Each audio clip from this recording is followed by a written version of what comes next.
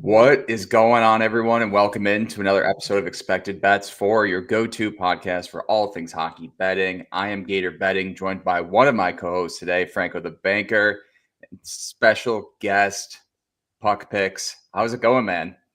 It's going pretty well. Can't complain. We got five good games tonight. 5-game Fridays. Can't complain. No, it is nice. I do like that, where it's not like how a 10 or 11 game slate and you're kind of swamped trying to go through picks.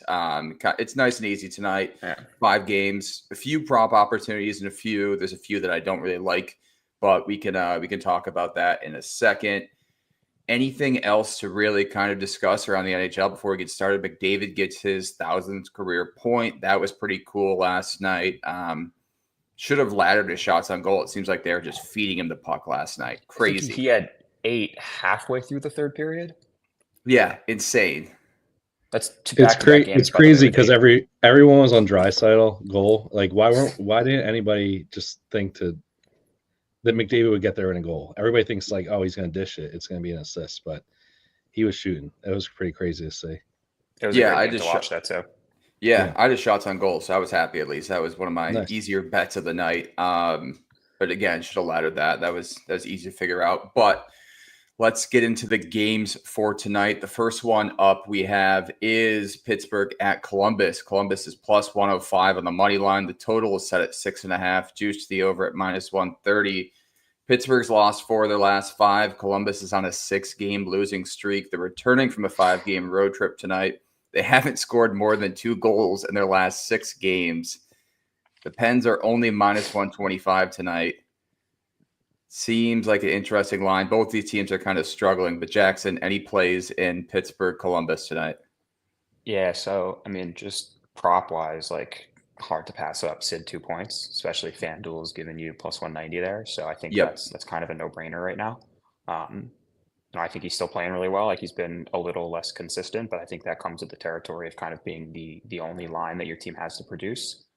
We saw them start to split some guys up again. Beauvillier got moved back up. They got Russ down with Malkin now. All I've got there right now is Sid 2. I got a little long shot action where I got Sean Monahan for a goal in there. I think he's been really good on home ice. I lean towards Columbus in this one. Plus money, home team. I think they've been a good home team all season. Offensively at least. And, it's not like Pittsburgh has this offense that can, consistently overwhelm the Jackets. And I think it's potentially a good spot for them to get off the 6-game losing streak. Yeah, so Crosby has 598 goals. So maybe his 2 goals tonight against a team he's historically dominated, that's another angle as well. Monahan is sitting at 299 assists. I like his shots on goal tonight. I doubt he's really going to go out of his way to get his 300th career assist and pass the puck. Agreed. That's just not a milestone you're really too worried about. His shots on goal is interesting. He's hitting 3 of his last 4, each of his last 5 at home, and Pittsburgh gives up the 3rd most shots on goal to forward, and it's still a bettable price. So I'm probably going to be on that as well tonight. Franco, did you have any looks in this game? Well, is anybody going to take Sid for 2 goals? He's sitting at 598. There it is. Yeah. I mean, that's the fun one, right? Yeah, that's the fun one. I mean, I think 2 points is the easy look. I don't mind kind of going a little bit crazy and doing maybe a goal prop, 2-point prop, and an assist prop, and then you go a little lighter on his 2 goals just for fun. But it does feel like he's going to get that at home the next game. Hear me out for a second on the Sid 2 goals. Like, what do you guys think of like Sid anytime taking it with last goal scorer? I could see him being out there in like an empty net situation or getting an OT winner to get to 600. Like, that just feels like a big Sid type of thing. Yeah. I would agree. Last goal scorer, Sidney Crosby. I wonder what that is. I haven't taken a look. It kind of just popped into my head when Franco was talking about it, but it might be a good 10-1. He's the favorite in that market, 10-1. Yeah. So if he scores one early. This game, I can't really split the sides, to be honest with you. Like, I feel like Pittsburgh should get a win here. I know they've been not good, obviously, and you're getting a good. It's also Jari tonight. Yeah, but hear me out on this, because this feels like the most obvious over in the entire world, right? Like 6.5 is bettable pretty much everywhere across the board. Like if anybody that knows anything would just easily take that and think we're going to sail over regardless of how Columbus has been recently. But I feel like there's something to like when goalies come back after these long layoffs like this, and somehow they've figured it out. Like Merzlikins had it too. Like he wasn't playing in the AHL or playing like he took like a mental break or whatever in the beginning of the season, and then when he came back, he was like on fire, because normally you fade him at home and he's just trash, and he was playing great for like that stretch there. Obviously, like since then it's kind of fallen off, but I don't know, man. There's something weird about it that this almost feels like it should be not bettable at 6.5. I know you can't really go much higher as an odds maker, but I don't know. We've I feel seen like this sevens. is close. Yeah, I know, but few and far between. I thought we might have seen a 7 with the Caps and the Avs tonight, but we aren't getting it. I think there's only been one game really that's been a 7, and that was earlier with Edmonton. And was that Edmonton Colorado game that like soared under? Usually books wait till later in the season to break out the 7s, but I don't know. It feels so obvious. Maybe we're just all idiots and we're not going to take it, and it's just going to be a 7-5 game or something like that, and just a bonanza all around. Here's the thing, right? Like if you're going to see if the over hits in this game, like I'm relatively confident that it's not happening without Sidney Crosby having 2 points. Yes, because there's not a dispersion of scoring amongst that lineup, and you're just not going to see guys contributing necessarily. Like, listen, it can always happen. It's hockey, but you're not going to see those third and fourth liners necessarily being the guys that are punching goals in for them the way that, like a Nashville can get contributions from like a McCarron and Cole Smith, like we saw last night against Edmonton. Yeah, that's fair. Yeah, I would agree. I mean, if Crosby gets 2, you have to figure Malkin or Russ is going to be involved in one of them. So maybe look to them for a parlay piece as well. Just add that leg because it's going to happen with one of them. So. And Malkin and Russ together tonight. I don't hate that as a stack either. I don't know what the odds are, but it could be a good look.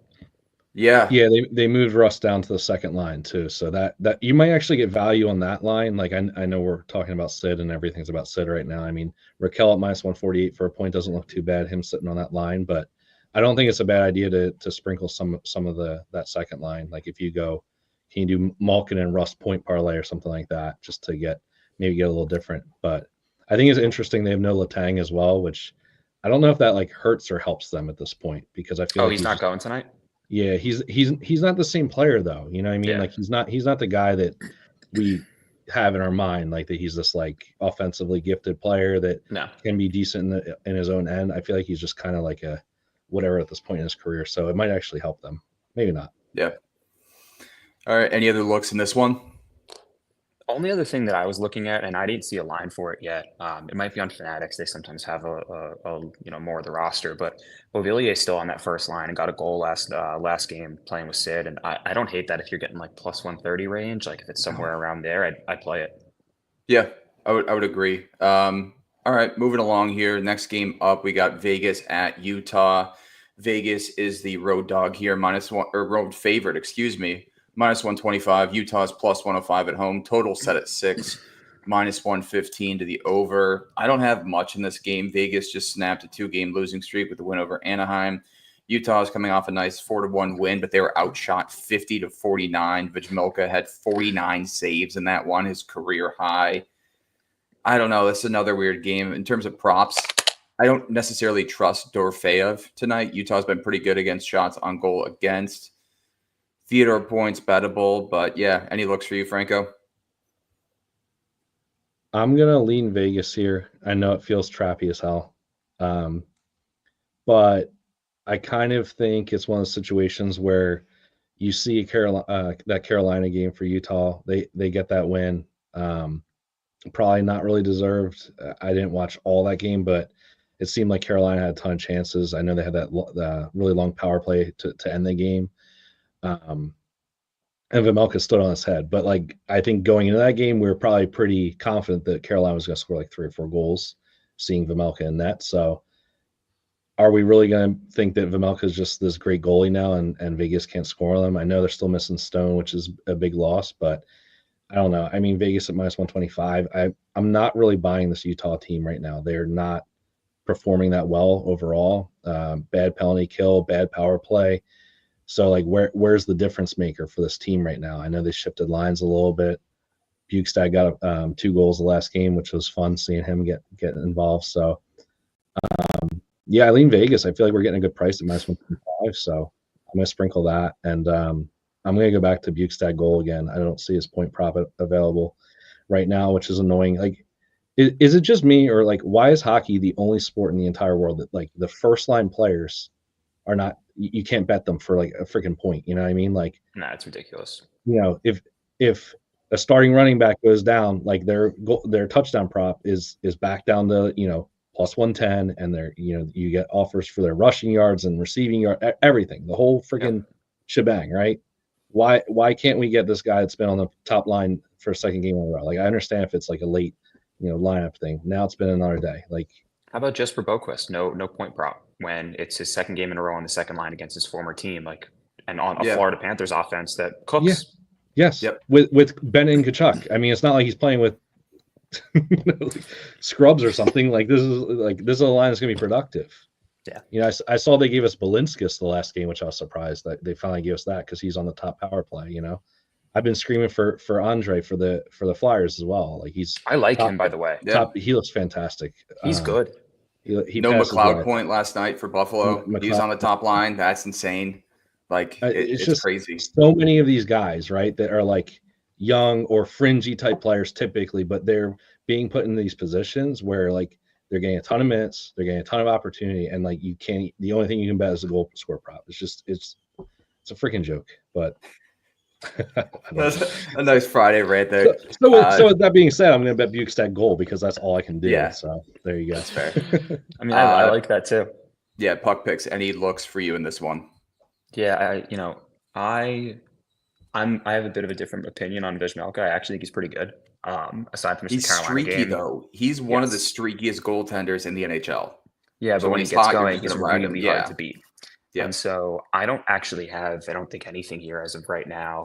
Again, I think I might have. I've got a goal scorer. I think in a long shot, I've got Nick Waugh in my long shot round robin for tonight.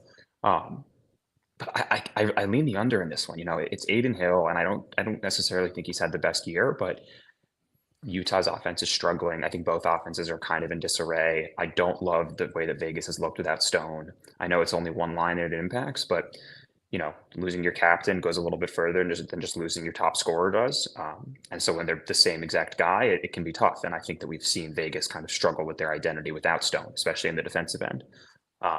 So, you know, I'm staying off this one in terms of props. I looked at Theodore assist, but again, I'm not as passionate about this Vegas team without Stone there, especially on the power play. I think he's a huge piece there, and their power play was lethal to start the season. And now it's I think cooled off over the last few games. You've seen Dorofeyev step up a bit, but I love the way Stone facilitates on that power play, and I'm not really trusting much without him in the lineup. Yeah, no, that's a fair take. I'm with Franco though. I did lean Vegas in this game. I think they beat him. I think Hill's a solid enough goaltender where he's probably only going to face maybe 20 to 24 shots tonight. And if he allows to, I think Vegas can at least get to 3 on Vejmelka. So that's where I'm leading. But next game up, we have the Predators at the Calgary Flames. The Preds are -122. They continue to be favored despite being 5-9-3. Just insane. They're 8th in the Central Division. The Flames 8-6-3, 5th in the Pacific. Nashville has lost 5 of their last 6. Calgary's lost 3 of their last 4.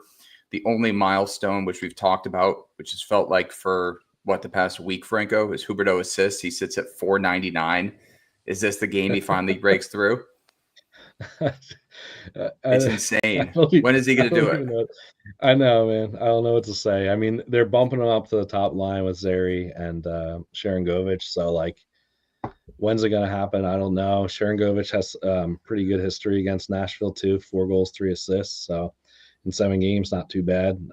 He hasn't really gotten going, though, man. I mean, he was a guy I was backing last year during stretches when he was heating up. Like, it felt like he was scoring a goal, like, every other game. It was nice. And, like, we just haven't gotten that guy so far this year. So Calgary's been funky though. I don't know how to predict them game in and game out. Like who's going to be the guy? Like historically, it's been Kadri and Sharangovich, and Kuzmenko has been good at times, and Backlund. But like right now, it's like I don't know who to side with there. It's the offense has been kind of just finicky and coming from all kinds of angles. The defense has been the offense on that team.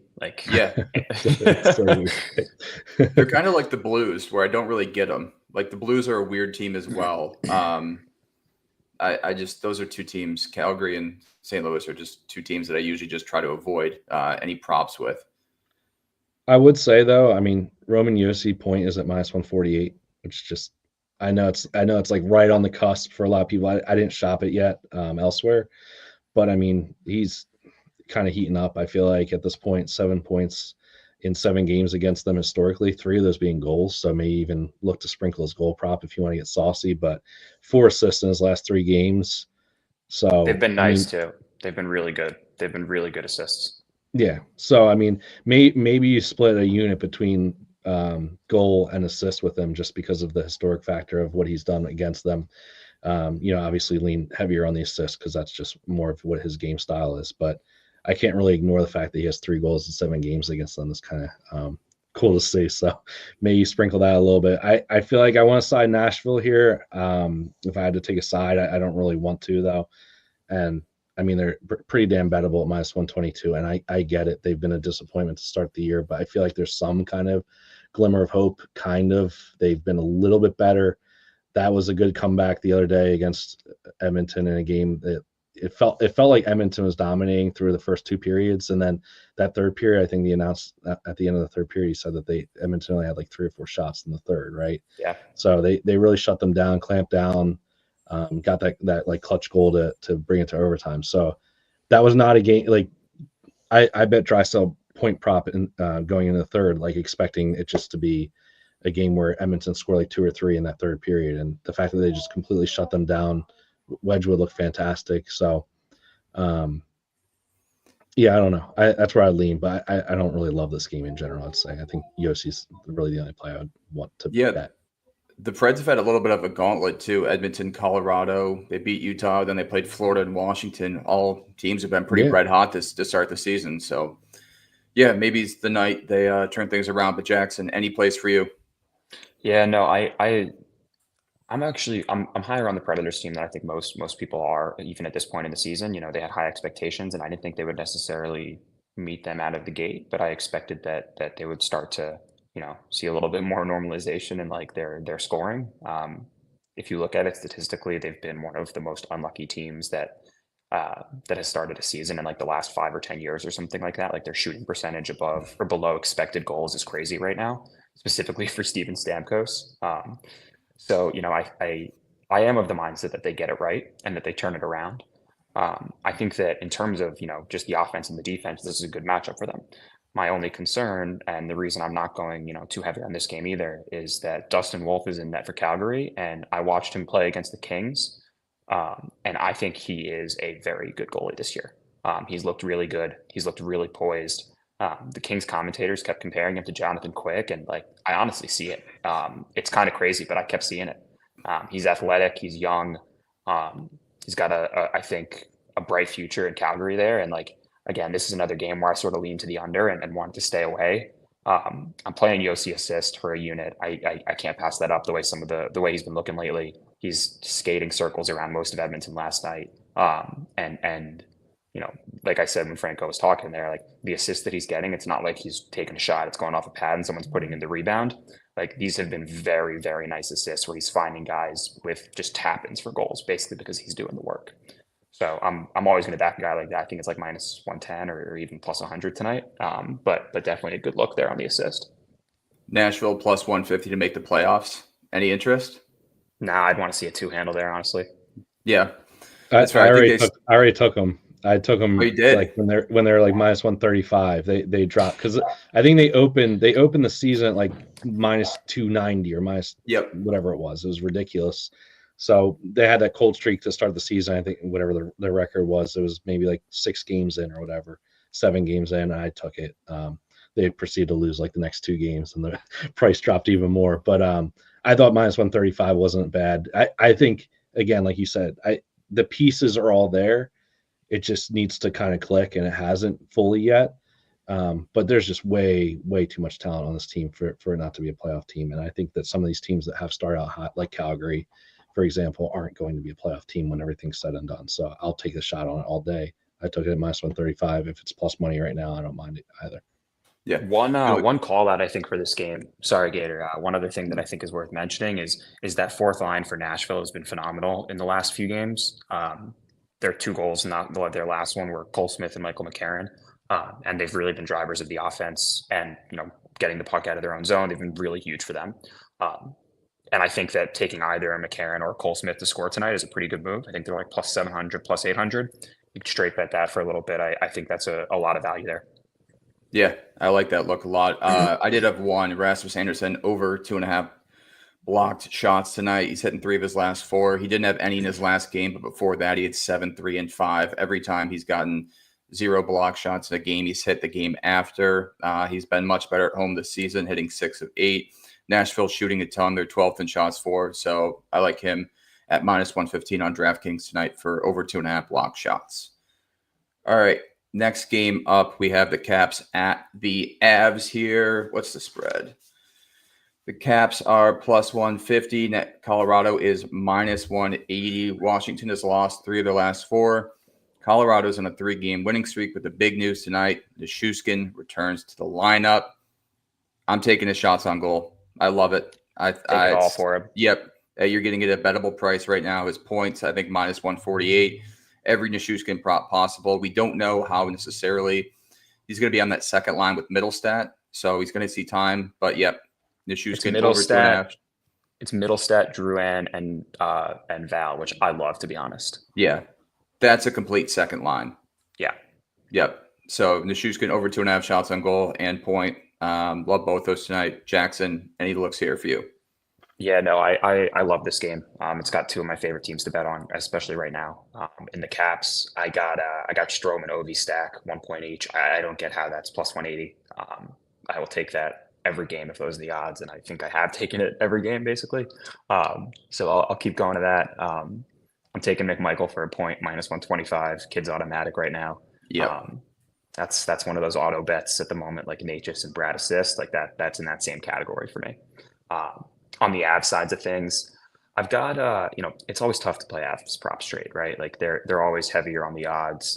You got a dynamic offense there. And the thing that I'd be looking at least in terms of a straight bet, is Drouin assist. But as a nice parlay piece, like I love a Lehkonen point tonight. I think it was like minus 170. If you could parlay it with something else, maybe like Sid for 1, and you're getting close to even money. But he's playing up there with Mikko and McKinnon. He's had points in 3 out of 5 since he came back. Each of those games, he had 2 points. And like you said, like the Caps have lost 3 out of their last 4. Yeah, they've been great offensively, but they've really struggled to keep leads. And I think that that's something that against a team like Colorado can be exploited, especially on the power play. I think Colorado's power play could be a huge difference tonight. I think Washington's been good on the PK, but I'm not expecting them, with all the weapons that Colorado has back, to be able to really slow it down. Like you park Val in front, you put Drouin on one side on the bottom of the circle, you got McKinnon and Rantanen on the opposites, and Makar up top.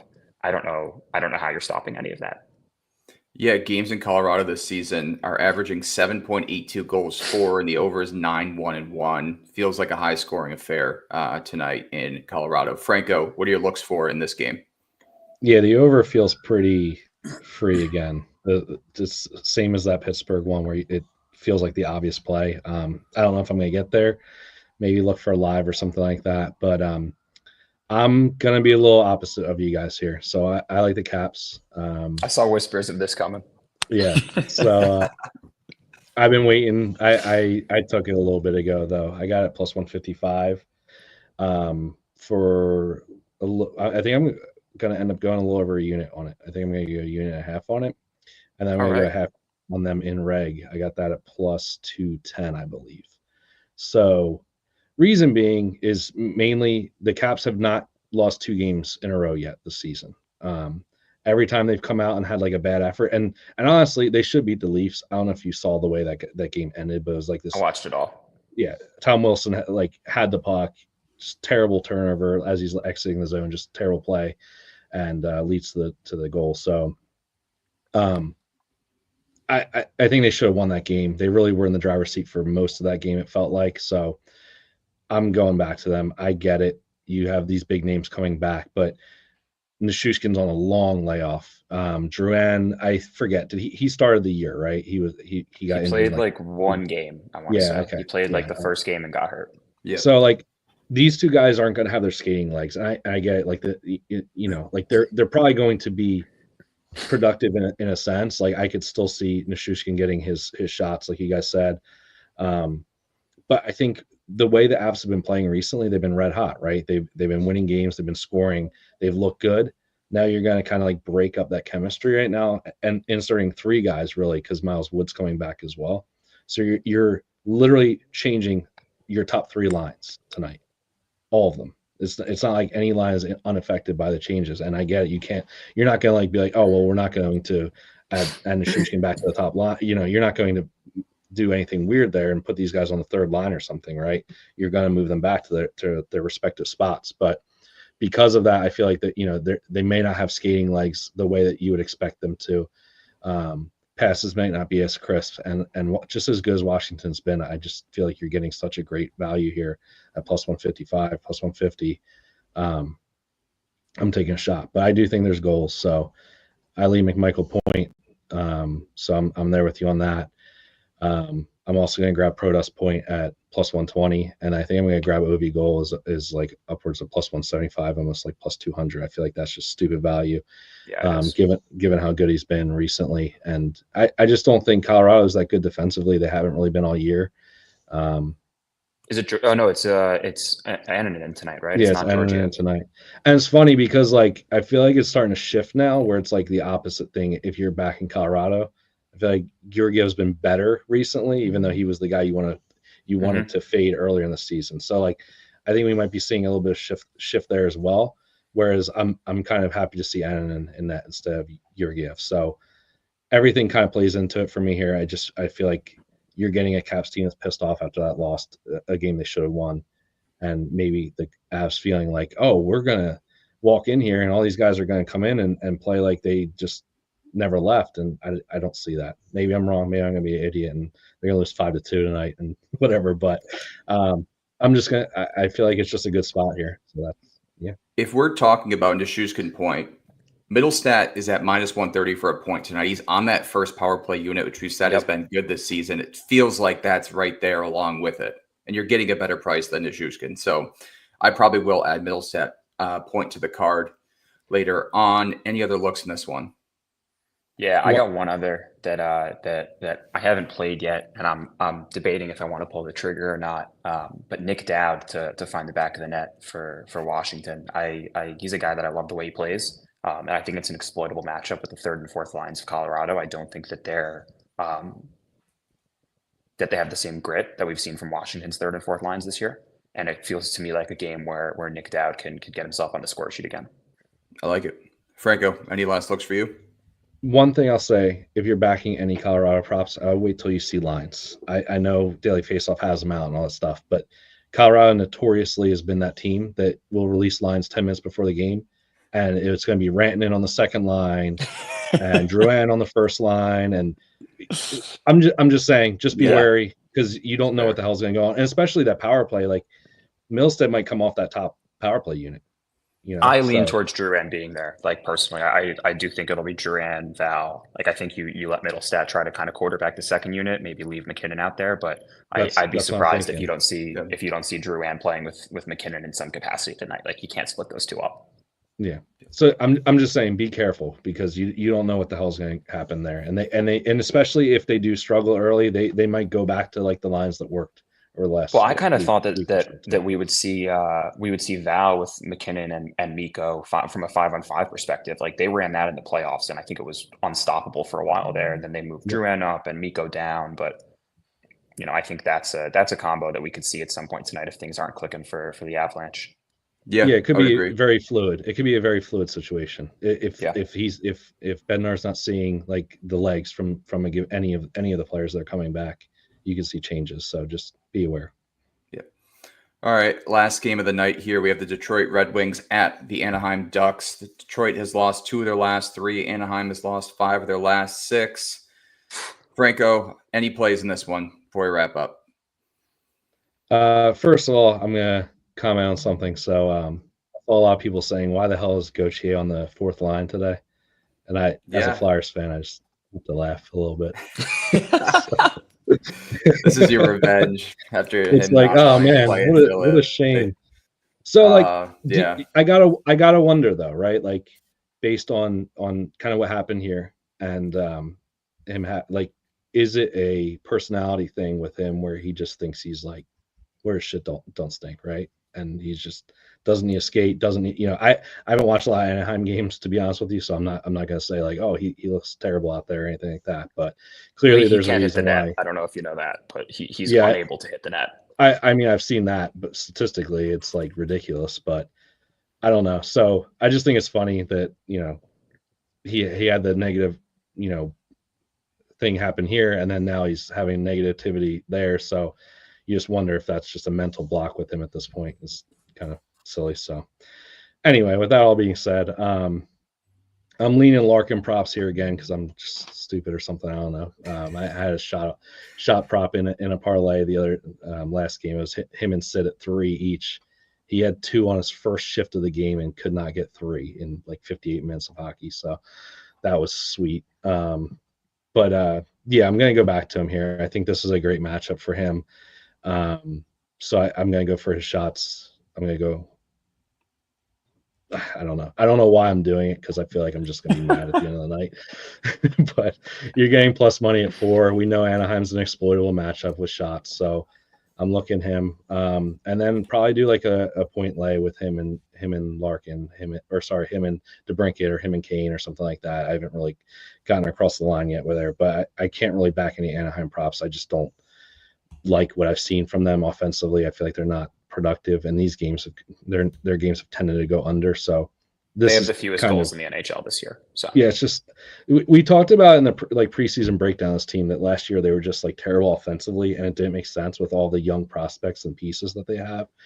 And even the vets that they have are guys that can score and be productive, like Vetrano and Terry, and like Killorn. Killorn, like you'd think these guys can put the puck in net in some capacity. I don't understand. Like I see this team on paper and it feels like they have 3 lines that should be able to produce, and yet they are consistently not producing. So I don't really understand it. But yeah, with that being said, this game is one of those ones where like I'm going to see how I'm feeling at the end of the night, how I'm looking on my bets, and then we'll see how heavy I hit it. But it's not going to be super heavy. I'm not really excited about it. Yeah. Any plays for you? Yeah. So I've been backing Detroit, at least from a prop perspective, pretty decently all season. I love the move to pull Raymond up to the first line, put Kane down on the second. If you look at it, actually both Raymond and Kane have played better with the switch. So I'm looking at a stack for that Detroit first line. Probably Larkin to DeBrincat, to be honest, and then like Raymond assist as a straight. I did that in Detroit's last game, both cashed. I think that we've seen a lot of really strong chemistry from Larkin and DeBrincat. They seem to really feed off of each other and mesh really well. And Raymond is natural playmaker. He gets in the right spots. He positions his teammates well, and he's been great on the power play for them. So I'm probably looking at those. I think from the Ducks side, one thing that I'm not playing because I don't play shots on goal really ever, but I do think that it has some value is Zellweger shots. He's been shooting the puck like crazy. I think, people are starting to catch on to it, and I think rightfully so. Fowler's out. I think he's getting more power play time too. And frankly, while the Ducks have struggled to score, I think at times they do look very good. Like I love Leo Carlsson. I think he's a phenomenal player. His hands are so quick. Guy gets the puck off his stick in a second, not even. So if you want to play the Ducks in some capacity, like Detroit's not the best defensive team, of course, and they're reeling a little bit too. If you want to play the Ducks, you could play a Carlson point. You could play those Zellweger shots, but I think the safe thing here is take a look at that Detroit first line and don't try to get too fancy with it. Yeah, Detroit gives up the 4th most shots on goal to defensemen. So Zellweger's at -182 tonight on DraftKings. It's almost a parlay piece. You can kind of stack him with something else if you like. His attempts have been insane: 7, 8, 8, 8, 9. I'm going back to Kane tonight. Shots on goal. He's dominated Anaheim in the past, and Anaheim gives up the most shots on goal to forwards by a large margin. Like you said, too, that move to the second line, his attempts have increased tremendously. So I like him tonight at 2.5. I think it's -135 on DraftKings. Any other plays before we wrap up tonight? One thing that I think is kind of sneaky. I got two kind of sneaky moves tonight that I don't know if I'll pull the trigger on, but I think are worth taking a look at. Um, I think it's worth looking at what's his face on the Penguins. Oh, Rust to find the net. I think he's looked better with Malkin. You know, Crosby's his usual go-to guy, but that's one name that I was looking at. And DeBrincat 2 points. For some reason, he's had a really good history against the Ducks, and you know that first line's been really good. And so I think that's potentially another decent spot. I think it's like plus 280 or something, maybe a little lower now, but I think that's a decent range. Yeah, DeBrincat is a point in 5 of his last 6. Then against Anaheim, he's hitting 2 of his last 3 games against them. And like we said, Anaheim is just terrible defensively. Franco, any last thing before we wrap up? Yeah, I'll also say 6 goals in 7 games for DeBrincat. So, I mean, you could probably look at his goal prop as well. So Yep. maybe a goal from him from Larkin or from Raymond. But I just threw together a quick one: three shots for Larkin, 2 for Zellweger, if that's going to be, or you could go Kane 2 and Zellweger 2 if you're looking for a piece there. Maybe you take somebody from the early game. Maybe you take Sid at 3 or something like that as well. I think that Zellweger look is a nice one at 2 as a nice parlay piece. So take your favorite guy down 1 shot and throw it in with him, and you're good to go. You'll get plus money. Love it. I think DraftKings has that shot on goal parlay boost tonight too, so people can use it on that. Not a bad look. Nice. No, not bad at all. All right. I want to thank everyone for joining us today on this Friday. Be sure to follow all of us. Jackson, thanks again for joining us today. It was great to have a special guest on Friday. Once more, we appreciate everyone for listening, and we will talk to you guys soon.